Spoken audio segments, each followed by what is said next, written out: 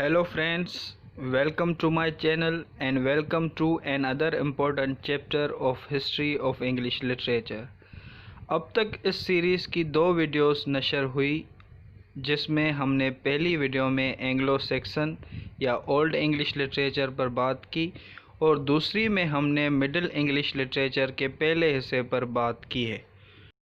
जैसे कि मैं आपको अपनी पिछली वीडियो में बता चुका हूँ कि एंग्लो नॉर्मन पीरियड या मिडिल इंग्लिश पीरियड 3 हिस्सों में तकसीम होता है।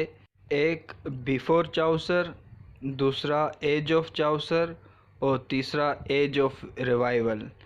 इस वीडियो में हम मिडिल इंग्लिश या एंग्लो नॉर्मन पीरियड के दूसरे हिस्से पर बात करेंगे, यानी हम एज ऑफ चाउसर पर बात करेंगे। ये दौर इसके बहुत बड़े शायर के नाम से जाना जाता है, जिसका नाम है जोफ्री चाउसर, जिसने मशहूर किताब कैंटरबरी टेल्स लिखी थी। अब चाउसर और उसके काम पे बात करने से पहले हमें इस दौर के तारीख़ी पस मंज़र को समझना पड़ेगा।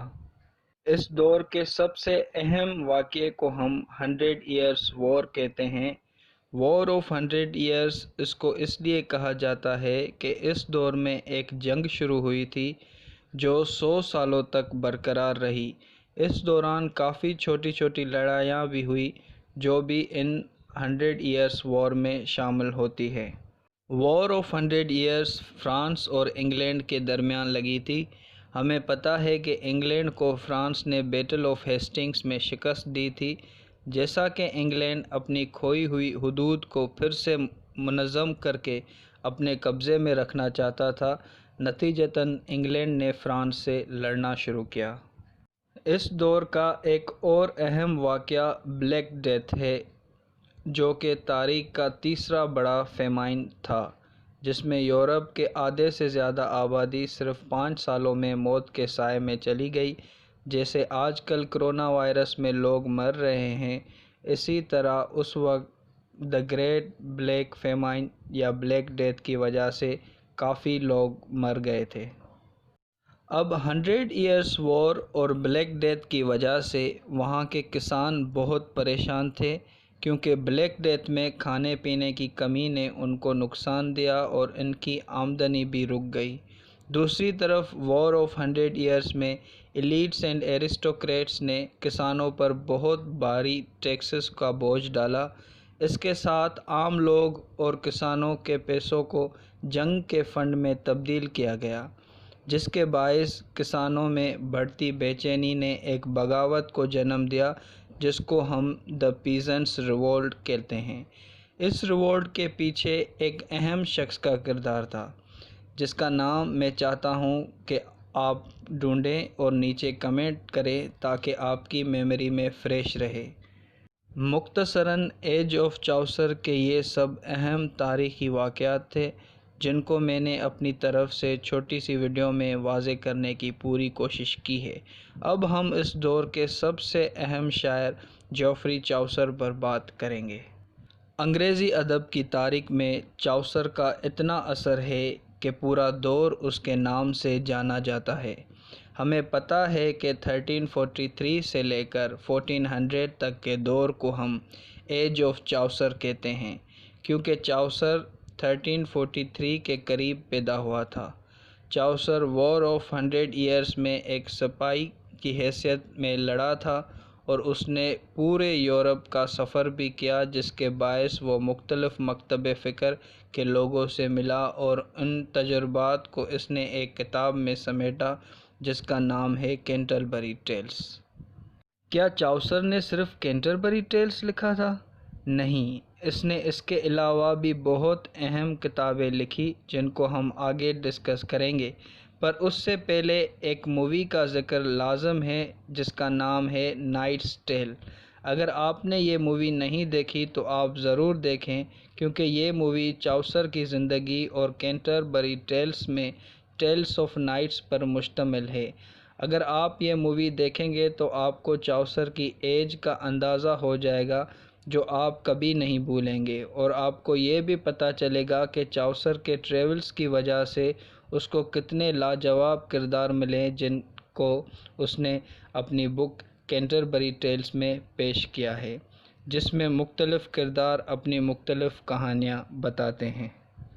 اب کینٹربری ٹیلز پر بات کرنے سے پہلے میں چاؤسر کے دو بہت اہم بکس پر بات کروں گا، جس میں نمبر 1 پر ہے پارلیمنٹ آف دی فاؤلز۔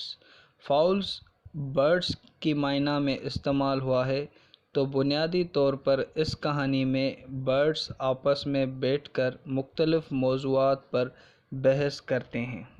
دوسری مشہور کتاب ہے ٹرویلس اینڈ کریسیڈا۔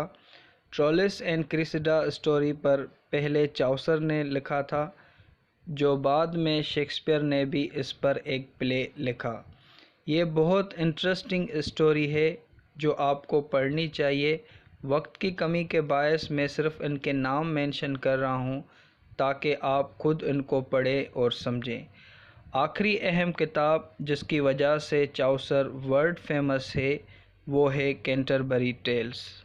اب ٹیل کا لفظ سنتے ہمیں لگتا ہے کہ یہ کوئی پروز ورک ہے، پر یہ دراصل پوئٹری میں لکھا گیا تھا۔ کینٹربری ٹیلز چاؤسر کی شاعری کا مجموعہ ہے، جس میں مختلف پلگرمز تھامس بیکٹ کی شرائن کی طرف سفر کر رہے ہیں۔ اس سفر کے دوران جاتے وقت وہ ایک دوسرے کو کہانیاں سناتے ہیں اور واپس آتے وقت بھی ان کو دو کہانیاں سنانی ہیں۔ پر کیا ہوتا ہے کہ یہ کام مکمل کرنے سے پہلے چاؤسر مر جاتا ہے۔ اصل میں وہ 120 کہانیاں لکھنا چاہتا تھا، کیونکہ 30 پلگرمز تھے تو ہر ایک کو 4 کہانیاں سنانی تھی، 2 شرائن کی طرف جاتے وقت اور 2 وہاں سے واپس لوٹتے وقت۔ پر جیسے کہ وہ یہ کام مکمل کرنے سے پہلے مر گیا تو اس نے فقط 24 اسٹوریز لکھی۔ اب کینٹربری ٹیلز کی اسٹوری پر میں اپنی نیکسٹ ویڈیو میں تفصیل میں بات کروں گا، پر یہ ویڈیو ختم ہونے سے پہلے کچھ امپورٹنٹ فیکٹس پر بات کرنا لازم ہے کہ چاؤسر اتنا مشہور تھا اپنے دور میں کہ چارلس دی تھرڈ اس کو ہر روز وائن کا 1 گیلن دیتا تھا، صرف اس لیے کہ وہ اس کی شاعری سے بہت انسپائرڈ تھا۔ دوسرا فیکٹ یہ کہ چاؤسر نے اپنے دور کے بعد آنے والے بہت ہی رائٹرز کو انسپائر کیا، اور ایک گروپ تو اس قدر متاثر تھا کہ خود کو اسکاٹش چاؤسریئن کہلاتے تھے۔ ان کے علاوہ ایک اور گروپ انگلینڈ میں بھی تھا جو خود کو انگلش چاؤسریئن کہلاتے تھے۔ یہ رائٹرز چاؤسر کے بعد 1400 سے لے کر 1500 کے قریب لکھتے تھے، اور وہ مکمل چاؤسر کے فارمز کو امیٹیٹ کرتے تھے، جس کی وجہ سے ان کو اسکاٹش چاؤسریئن اور انگلش چاؤسریئن کہا گیا۔ مجھے امید ہے اس دور کے بڑے شاعر اور اس کے ہسٹوریکل بیک گراؤنڈ پر میں نے مختصراً ہی صحیح پر جامع بات کی۔ اب نیکسٹ ویڈیو میں آپ سے ملتا ہوں، جس میں ہم کینٹربری ٹیلز پر تفصیلی بات کریں گے۔ تب تک کے لیے اسٹے کنیکٹڈ ٹو لطف لٹریری کلب۔ Thank you.